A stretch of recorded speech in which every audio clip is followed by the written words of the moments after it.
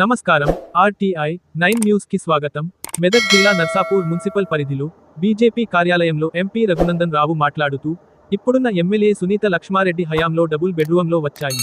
బీదవారికి ఇస్తామని కాగితాలు బీరువాలో పెట్టి ఉంచారు. ఇప్పటికీ అందుబాటులోకి తీసుకురాలేరు అని అన్నారు.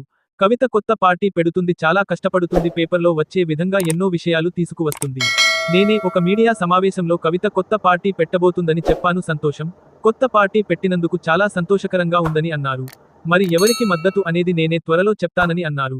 కాంగ్రెస్ బీఆర్ఎస్ పార్టీలు దుబ్బాక ఎలక్షన్ల పైన నా పైన ఎన్ని విధాలుగా ప్రయత్నించినా, నాపై ఎన్ని ఆరోపణలు చేసినా, ప్రజలు బీజేపీ ప్రభుత్వం చేసిన హామీలను సంక్షేమాలను గుర్తించి నన్ను ఎంపీగా ఎన్నుకున్నారని అన్నారు. మున్సిపల్ ఎన్నికల్లో కార్యకర్తలు బలోపేతంగా కృషి చేసి బీజేపీ ప్రభుత్వం జెండా ఎగిరేలా చేయాలని కార్యకర్తలను ఉద్దేశించి మాట్లాడారు. ఈ కార్యక్రమంలో రాష్ట్ర కార్యవర్గ సభ్యులు మురళీ యాదవ్, జిల్లా అధ్యక్షుడు వాల్దాస్ మల్లేష్ గౌడ్, మాజీ కౌన్సిలర్ బుచ్చేషు యాదవ్, గోడ రాజేందర్, ఎరుకల యాదగిరి, సంగసాని సురేష్, పట్టణ అధ్యక్షులు వీరుడి చంద్రయ్య, జిల్లా కార్యదర్శులు ఆంజనేయులు గౌడ్, బీజేపీ నాయకులు పాల్గొన్నారు.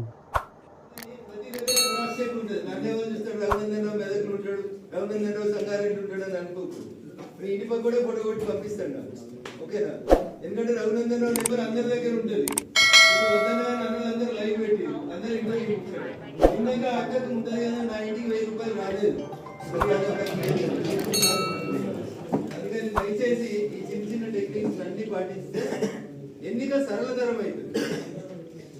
నామినేషన్ వేసినాక పోయి నువ్వు 1000 ఇచ్చినా 10,000 ఇచ్చినా కోసం వచ్చి కొడతాను అంతే. కాబట్టి దయచేసి అందుకని నర్సాపూర్ ప్రజలకి నేను సవినయంగా 2 చేతులు జోడించి చేసేటువంటి అప్పీల్ ఏంటంటే, వీళ్ళు అల్లపోయినా వాళ్ళ ఇంట్లోకి వచ్చిన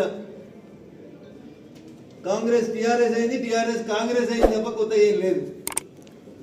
ప్రస్తుతం ఉన్న శాసనసభ్యురాలు గతంలో మంత్రిగా చేసారు కాంగ్రెస్ లో, ప్రస్తుతం టీఆర్ఎస్ లో ఎమ్మెల్యే ఉన్నారు వారు.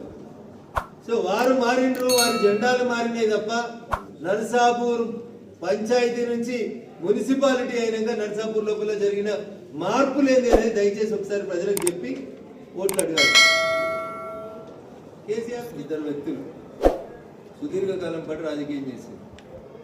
అయితే వాళ్ళు లేకపోతే వీళ్ళు, లేకపోతే ఒకసారి నువ్వు ఉంటావు, ఒకసారి నేను ఉంటావు, పంచుకున్నారు, బయటికి కొట్లాడినట్టు కనబడ్డారు.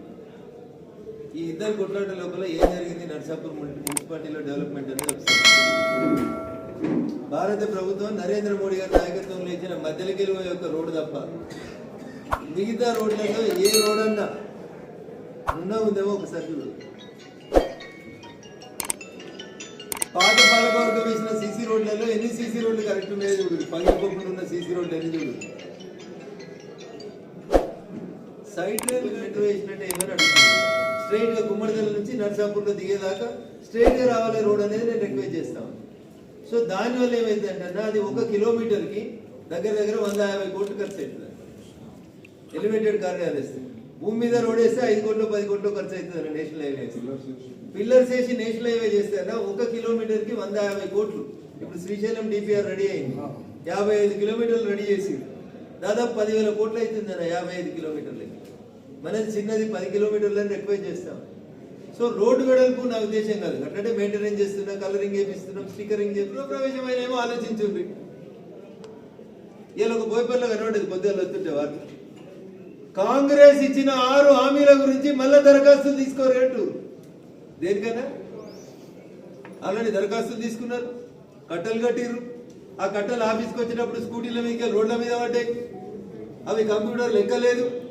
గరీబులకు ఎవరికి డబుల్ బెడ్రూమ్ ఇల్లు పంచలేదు. పాత ప్రభుత్వం సగం కట్టి వదిలేసిన ఇల్లు కట్టలేదు. మొత్తం కట్టి కిటికీలు మర్చిపోయిన ఇళ్ళని పంచలేదు. వీళ్ళు వచ్చి 5 లక్షలు ఇచ్చి ఇందిరమ్మ ఇల్లు కడతామని 2 ఏళ్ళు అయితే 2 ఏళ్ల తర్వాత మళ్ళీ ఇలా హామీల కోసం దరఖాస్తు తీసుకొని మనం నిజాయితీగా గట్టిగా పనిచేద్దాము అంటూ ఇంకా ఏడాదైతే అన్ని ఎలక్షన్లు అయిపోతాయి.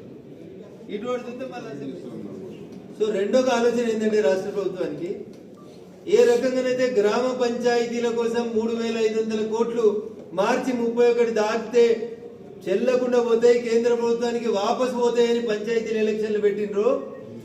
అట్లే అదే మార్చి 31 లోపల పురపాలికలకి మున్సిపాలిటీలకు ఎన్నికలు ముగింపు చేయకపోతే 950 కోట్లు మున్సిపాలిటీల కోసం భారత ప్రభుత్వం పంపించినటువంటి పైసలు మురిగిపోయేటువంటి అవకాశం ఉంది. అందుకని ఆగమాగం ఆదర బాదరగా ఏదో ఒక రకంగా మమ అనిపించేటువంటి కార్యక్రమాన్ని కాంగ్రెస్ పార్టీ చేస్తుంది తప్ప కాంగ్రెస్ పార్టీకి ఎన్నికల సంస్కరణ మీద చిత్తశుద్ధి లేదు, పేద ప్రజల ఆలోచన, పేద ప్రజల ఆకలి మీద పట్టింపు లేదు. ఏదో ఒక రకంగా అధికారాన్ని ఇయ్యాలనే దాకా జాగా చూపెట్టలేదు. వీళ్ళు మళ్ళా మున్సిపాలిటీ మాదే, ఎమ్మెల్యే మేమే, మంత్రులు మేమే. ఇదేందన్నా ఏం చేసిరో ఒకటి చెప్పురి.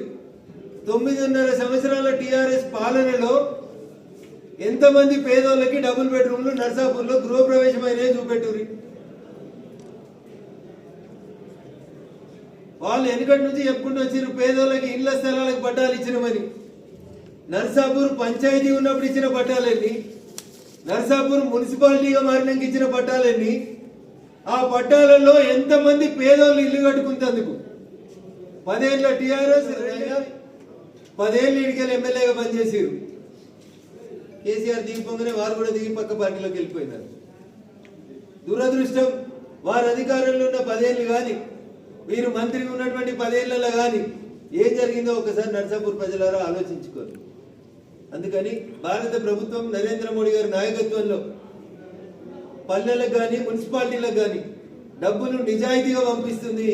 ఈ పార్టీ ఉందా ఆ పార్టీ ఉందా అని చూడకుండా అటు పల్లెలైనా ఇటు మున్సిపాలిటీలైనా అభివృద్ధి చెందితేనే ప్రజలు బాగుంటారనేటువంటి ఒక మంచి ఆలోచనతోటి నరేంద్ర మోడీ గారి నాయకత్వంలో ప్రభుత్వం పనిచేస్తూ ఉంది. కాబట్టి ఒక్కసారి సంపూర్ణమైనటువంటి మెజార్టీతో నర్సాపూర్ మున్సిపల్ చైర్మన్ భారతీయ జనతా పార్టీకి అవకాశం ఇచ్చి నర్సాపూర్ పేద ప్రజల బతుకుల్లో మార్పు వచ్చే దిశగా అడుగులేయాలని నేను సవినయంగా నర్సాపూర్ పట్టణ ప్రజలందరికీ కూడా అప్పీల్ చేస్తాను.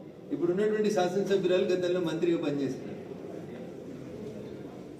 వాళ్ళ ప్రభుత్వం అధికారంలో ఉన్నప్పుడు డబుల్ బెడ్రూమ్ కడతామని మొదలుపెట్టింది. వాళ్ళ ప్రభుత్వం అయిపోయింది, డబుల్ బెడ్రూమ్లు కట్టినామన్నారు, కట్టలేదన్నారు, కిటికీలు కొందరు ఎత్తుకుపోయారు, తలుపులు కొందరు ఎత్తుకుపోయారు. ఇలా గోడలతోటి కట్టి కొత్తగా సున్నాలు వేసిన అయితే కనబడుతుంది.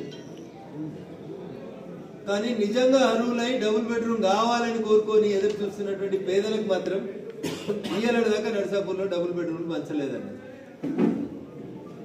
ఎవరు తప్పన్నది? రఘునందన్ రావు తప్ప.